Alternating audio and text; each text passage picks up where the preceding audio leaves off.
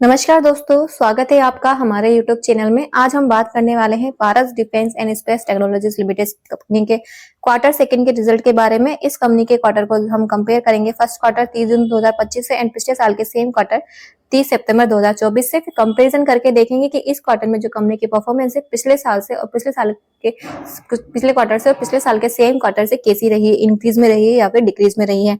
तो सबसे पहले हम बात करते हैं इस कंपनी की टोटल इनकम की। तो कंपनी की जो टोटल इनकम है वो इस क्वार्टर में है 10,800 की, पिछले क्वार्टर में थी 9,500 की। तो पिछले क्वार्टर से इस क्वार्टर जो है कंपनी की टोटल इनकम इंक्रीज में है और पिछले साल थी 8,800 की, इस बार है 10,800 की। और पिछले साल से इस साल भी जो है कंपनी की परफॉर्मेंस वो भी इंक्रीज में है।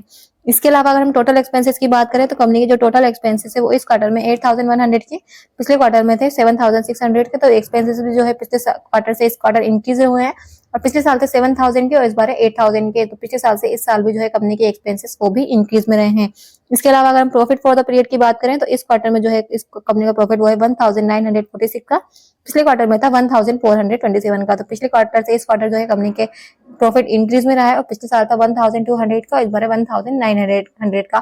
तो पिछले साल से इस साल भी जो है कंपनी का नेट प्रॉफिट वो भी इंक्रीज में रहा है। तो ओवरऑल जो कंपनी की टोटल इनकम की परफॉर्मेंस और नेट प्रॉफिट की परफॉर्मेंस है वो इंक्रीज में रही है। ईपीएस की बात करें तो ईपीएस भी इंक्रीज में रहा है 2.56 से इस क्वार्टर में, पिछली बार था 1.5685 का। तो पिछले क्वार्टर से इस क्वार्टर इंक्रीज में है और पिछले साल से इस साल भी जो है कंपनी का नेट जो ईपीएस है वो इंक्रीज में है।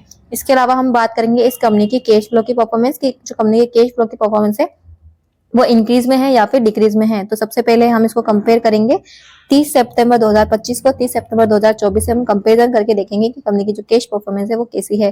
तो net decrease in cash and cash equivalent है इस बार। पिछली बार था 62 का आउटफ्लो और इस बार है 2,445 का आउटफ्लो। तो यानी पिछली बार से इस बार जो कंपनी ने कैश में डिक्रीज किया है वो काफी ज्यादा मात्रा में, काफी ज्यादा अमाउंट में डिक्रीज किया है। तो कैश की परफॉर्मेंस तो कंपनी की अच्छी नहीं है, पर कंपनी की नेट प्रॉफिट और जो रेवेन्यू की परफॉर्मेंस है वो पिछले क्वार्टर से पिछले साल के सेम क्वार्टर से अच्छी रही है।